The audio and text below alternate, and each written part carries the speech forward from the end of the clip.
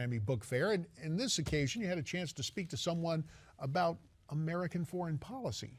That's right, JD. It was the name of the book is National Insecurity: American Leadership in an Age of Fear, and I asked the author, David Rothkopf, if the U.S. is losing its footing as a superpower and if Americans indeed are feeling more vulnerable. I think there's been a kind of cascading series of events. First of all, there was the body blow of 9/11, which created a kind of trauma that was very unusual because we felt isolated from past conflicts by the Atlantic and by the Pacific.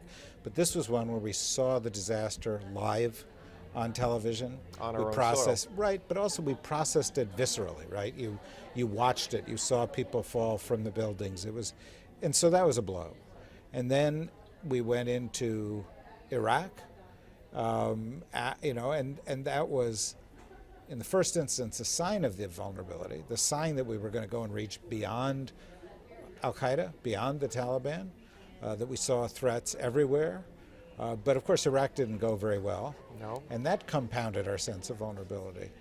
We bought into an idea that a few people from anywhere at any time could do us damage.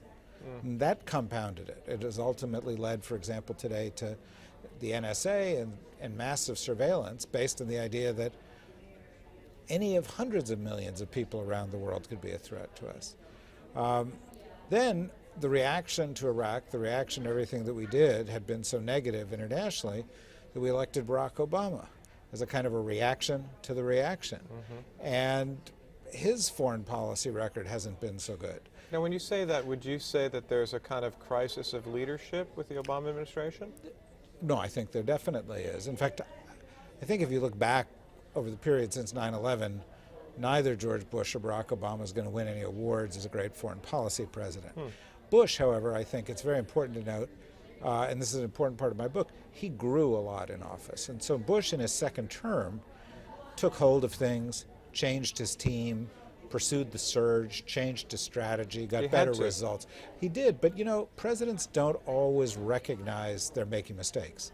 George Bush came from a place in his life where he had confronted a lot of challenges in his life. He'd failed business, he had run for Congress and failed, he had had problems with alcohol and so forth. He couldn't have been president if he wasn't periodically able to say, I was wrong, I'm going to fix it. And with Iraq, he saw that it was going badly. He saw that the administration wasn't performing well. He pushed back on Cheney's role. He replaced Rumsfeld with Gates. He moved Condoleezza Rice to the State Department. He promoted Steve Hadley. He brought in Hank Paulson in the Treasury Department. He brought in a new series of generals. He changed to the surge. Evidence that what was not working led him to make some other changes. Right, and he got results. So all of a sudden, the last couple of years of the Bush administration may have been the best functioning years of the past 14 or 15 years of the U.S. government. So that kind of growth is at least in terms of foreign policy. At least in terms of domestically, the economy was tanking at that time. Well, too, or it started to, right? The housing market started to, but I'm really focusing on foreign policy and national security. Well, contrast that to the Obama administration. You don't see a similar kind of evolution in thinking. No, I don't. I think the thing that has been disappointing to many Obama supporters is that he came in, he went through the learning curve years, and he didn't learn. You know, he got to the point where administrations tend to grow, change their team. The stronger members of his team, Hillary Clinton, Leon Panetta, Bob Gates, they left. They weren't replaced with stronger members. The small bubble around him during the campaign got smaller and got more powerful. So that over the course of the past couple of years, you've seen one problem after another.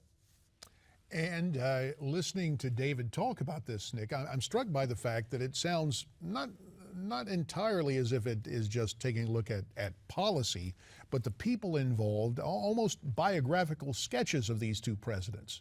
That's exactly right. You know, and it's not just a comparison of George W. Bush and Obama. He really, one of the points that he made when we talked was that in fact the last two-term presidents, the last three we had, Reagan, Clinton, and George Bush, all had pretty good foreign policy successes in the last 2 years, even though their favorability ratings were fairly low at that time.